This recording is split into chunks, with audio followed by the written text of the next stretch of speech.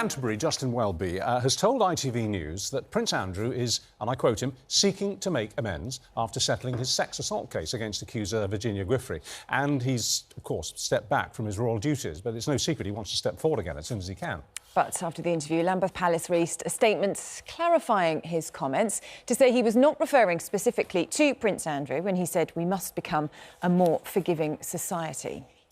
Well, ITV's royal editor Chris Shipp joins us now. Good morning to you, Hi, Chris. I mean, it stirred all of this up again, hasn't it, when presumably the royals would be hoping to be focusing on celebrations ahead of the Platinum Jubilee. Yeah, but you know, actually, I'd say it was a very thoughtful discussion that the Archbishop of Canterbury had with Tom Bradby on News at 10 last night. And this thing about forgiveness, you know, remember, this is a central tenet of Christian teaching, is forgiveness. And the question that he was asked was about whether we should forgive, whether the country should forgive Prince Andrew, if not for the, you know, he signed that out of court settlement. There was no liability. He always denied the allegations. But, you know, we do know that he hung around with Jeffrey Epstein and Ghislaine Maxwell. So Justin Welby was asked about that. And there was a very long discussion. But I have to say that, you know, he told us that we should be a more forgiving society in an answer about Prince Andrew. And he also said that the Queen was fully entitled to take Prince Andrew, as she did, to the Duke of Edinburgh's Thanksgiving service. Perhaps she'll do it again on Friday when there's a Thanksgiving service at St Paul's. We shall wait and see.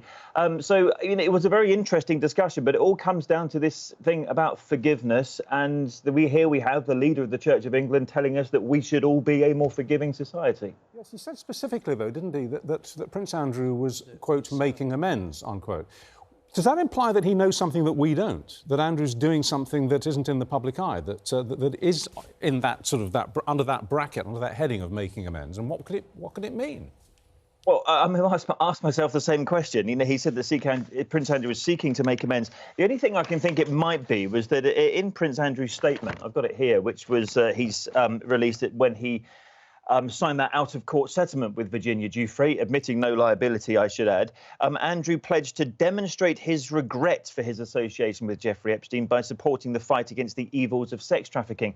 That's the only area that I've seen that Prince Andrew has publicly said he's seeking to make amends. There's nothing that I'm aware of or anyone else is aware of that he's done. Perhaps Justin Welby does know something that we don't. So right, so it's not so in your estimation, it's not making amends for anything to do with Giuffre, the woman who made the allegations against him. It's making amends, as you say, for being cosy, buddy with a convicted paedophile.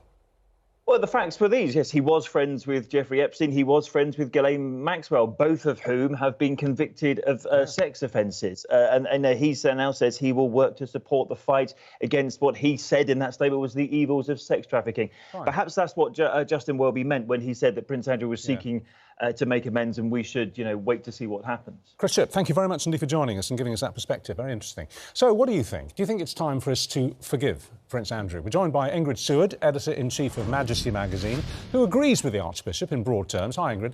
And Jack Royston, he's the Chief Royal Correspondent at Newsweek, who does not see a way back for the Duke of York. We'll start with you. Do you really think that he is permanently beyond the pale, that nothing he can say or do can get rid of this bad odour, this bad smell of his relationship with Epstein, and the fact that he did pay £12 million to get rid of the case, to make it go away? His opportunity was the court case. I mean, he could have tried to win that court case and prove his innocence. But when he bought his way out of that court case, he gave up that opportunity. But not only that, he made it very clear right from the word go that he was basically going to try and weasel his way out of it by making it very difficult for Virginia's team to serve him papers. And then he tried about 4 different approaches to getting the case thrown out, all of which were rejected by the judge. And the conduct of his lawyers alone is enough that Justin Welby should not in a million years have been making these comments. There was a point at which his lawyers put into evidence old newspaper cuttings in which Virginia was described as a money-hungry sex kitten. Andrew now accepts that she is in fact a Jeffrey Epstein sexual abuse victim, and that evidence should never have gone into court. Justin Welby might be thinking that Andrew is seeking to make amends for his relationship with Jeffrey Epstein, but that suggests that he believes Prince Andrew and not Virginia.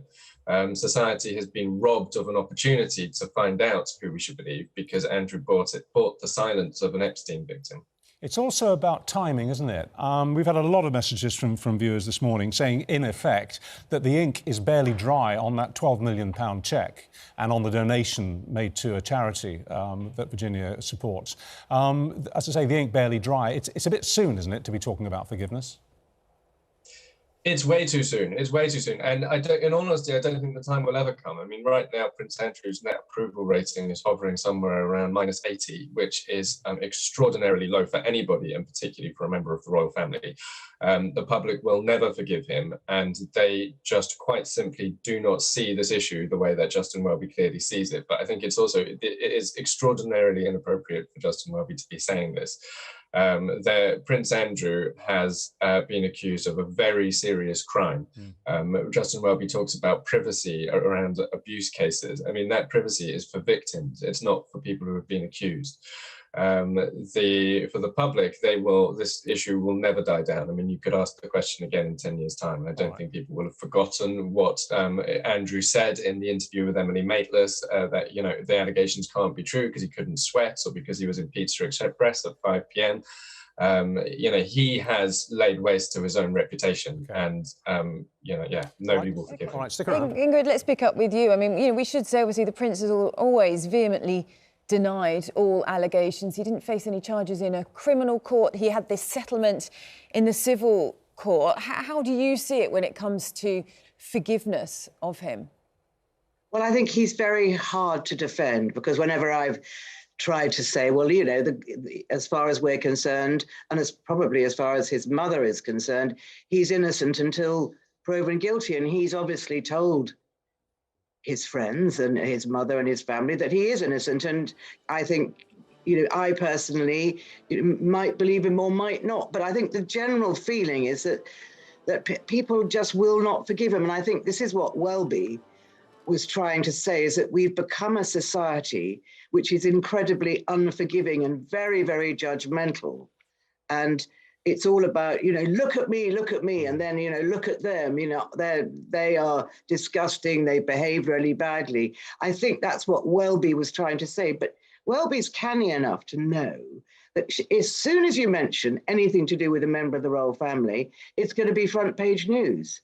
Absolutely. So I think Welby was also trying to get his point across by intervening and using Andrew as a sort of, you know, magic stick so that people would listen to what he was saying. Well, you see, I think most reasonable people would agree that we have become, I keep saying this, those of us who are old enough to have a bit of a perspective on life, we have become a more unforgiving society. I personally think social media's got a great deal to do with that. It's very easy to be critical on social media in a way it's not when you're actually person to person with somebody. So in that sense, I would suspect, and again, we're getting this from our viewers, that people have a general agreement that we have become more unforgiving. The trouble is he just quoted the wrong example, didn't he? Because that eclipsed the message that he was trying to give. It's the wrong example to give. And the other point, I talk about being dry on the cheque. The fact is that £12 million was paid to bury a case. And alongside these continuous denials, emphatic denials that Prince Andrew has been making over the last 2 or 3 years about this, and then he basically buys it off.